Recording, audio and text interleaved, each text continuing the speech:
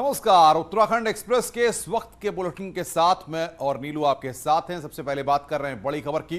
विधानसभा backdoor भर्ती को लेकर बड़ी खबर है। राज्य सरकार ने नैनीताल हाईकोर्ट की डबल बेंच में स्पेशल अपील दाखिल की है। एकल पीठ के फैसले को चुनौती दी गई है। एकल पीठ के फैसले को चुनौती दी गई है। हाईकोर्ट की एकल पीठ ने विधानसभा अध्यक्ष के फैसले पर रोक लगाई थी, जिसमें 300 से ज्यादा कर्मचारियों को हटाया गया था। हाईकोर्ट के फैसले पर अब रोक लगाते हुए सभी कर्मचारियों को वापस नौकरी पर रखने का आदेश दे दिया है और अब राज्य सरकार इसके खिलाफ हाईकोर्ट पहुंची है और फैसले को चुनौती दी गई है। कल इस अपील पर कोर्ट में सुनवाई होगी।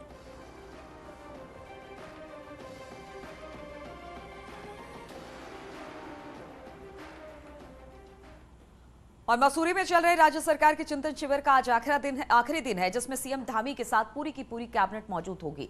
सभी कैबिनेट मंत्री सीएम धामी का चिंतन शिविर का जो फीडबैक है वो देने वाले हैं। वहीं चिंतन शिविर के दूसरे दिन कृषि, बागवानी, पर्यटन, फॉरेस्ट जैसे सेक्टरों पर मंथन हुआ। विभागीय सचिवों ने अपने अपने विभाग का प्रेजेंटेशन दिया है। पर्यटन सचिव सचिन कुर्वे ने बताया कि राज्य में पर्यटन सालाना 12% की दर से बढ़ा है। उन्होंने कहा कि उत्तराखंड में धार्मिक पर्यटन बढ़ा है, लेकिन विदेशी टूरिस्ट और एडवेंचर टूरिज्म में हिमाचल आज भी उत्तराखंड से आगे है। इसमें सुधार की जरूरत है। चारधाम में विंटर टूरिज्म विकसित किए जाने हैं। चंपावत, बागेश्वर और अल्मोड़ा में पर्यटन को बढ़ाने के लिए विशेष फोकस किया जा रहा है।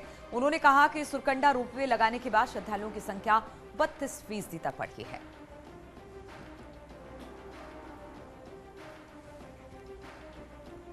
तो 2025 के लिए उत्तराखंड का रोड मैप यहां पर तैयार हुआ है। निवेश को लेकर के यहां पर मसूरी के चिंतन शिविर में मंथन हो रहा है और आज आखिरी दिन है। चिंतन शिविर में सभी ने अपनी अपनी बातें रखी हैं। स्वास्थ्य में, पर्यटन में किस तरह से आगे लेकर उत्तराखंड को जाना है। इस चिंतन शिविर के आखिरी दिन आज सब अपनी अपनी बातें यहां पर रखने वाले हैं, लेकिन बड़ा सवाल है कि उत्तराखंड को किस तरह से आगे लेकर जाना है। इसके लिए एक खाका तैयार किया गया है। बातचीत करने के लिए देहरादून से दीपांकर हमारे साथ जुड़ गए हैं। दीपांकर, 2025 के लिए पूरा मंथन हो रहा है। प्रधानमंत्री ने भी कहा कि आगे आने वाला जो दशक होगा उत्तराखंड का होगा, और मुख्यमंत्री को भी हम देख रहे हैं कि लगातार विकास के रास्ते पर उत्तराखंड को आगे बढ़ा रहे हैं। ऐसे में ये चिंतन शिविर कितना महत्वपूर्ण है, किन किन मुद्दों पर अब तक चर्चा हुई है और आज क्या होने वाला है? हाँ बिल्कुल नीलू, 3 दिन के इस चिंतन शिविर की शुरुआत हुई थी इसी मकसद के साथ कि साल 2025 तक जो अलग अलग क्षेत्र हैं उत्तराखंड के, उनमें किस तरीके से काम किया जाए। और इसमें एक बड़ा रोल होता है ब्यूरोक्रेसी का। जो आईएएस अफसर होते हैं, चाहे सेक्रेटरी लेवल के, जिनको स्कीम्स को फाइनल करना होता है टेबल पे, तो उन सभी अधिकारियों के साथ सरकार का ये मंथन हुआ है। मुख्यमंत्री ने पहले दिन इसकी शुरुआत की। दूसरे दिन और पहले दिन का जो बाकी वक्त बचा था उसमें चाहे एग्रीकल्चर सेक्टर हो, टूरिज्म सेक्टर हो, आप किस तरीके से प्लानिंग करेंगे उस सेक्टर की बात हो, सिविल एविएशन का सेक्टर हो, यानी किस सेक्टर में क्या बेहतर हो सकता है उसको लेकर यहां पर बात हुई। मुख्य सचिव ने पहले ही कहा था कि जो काम हम कर रहे हैं उससे हट के हमें डिस्कस करना है, तो क्या कुछ नया हो सकता है उस पर डिस्कशन हुआ है 2 दिन।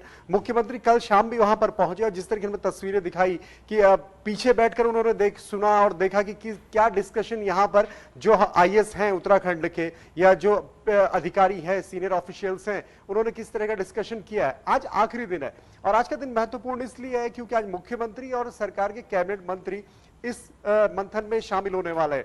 अक्सर मंत्री और सेक्रेटरी के बीच का जो तालमेल होता है उस पर बहुत कुछ डिपेंड करता है कि स्कीम कैसे आगे बढ़ेगी। और पिछले कुछ सालों में हमने लगातार यह देखा है कि कुछ मंत्रियों की खास तौर पे ये शिकायतें रही है, माफ कीजिए, कि जो उनके सेक्रेटरी। बिल्कुल, लेकिन अगर आज के दिन की बात करें तो आज क्योंकि आखिरी दिन है और जाहिर तौर पर सभी लोगों के सुझाव, सभी लोगों से बातचीत इस चिंतन शिविर में हो रही है, तो आज किन किन एरिया पर फोकस रहने वाला है? आज अनुपम जो खास बात रहेगी वो रहेगा कोऑर्डिनेशन, खास तौर पे मिनिस्टर्स और सेक्रेटरीज के बीच में कोऑर्डिनेशन, क्योंकि जो विभाग है वो कहीं ना कहीं मंत्रियों के पास है या फिर मुख्यमंत्री के पास है, और जो उस विभाग को आगे इंप्लीमेंट करना है और कैसे स्कीम को इंप्लीमेंट करना है इसकी जिम्मेदारी सेक्रेटरी के पास है।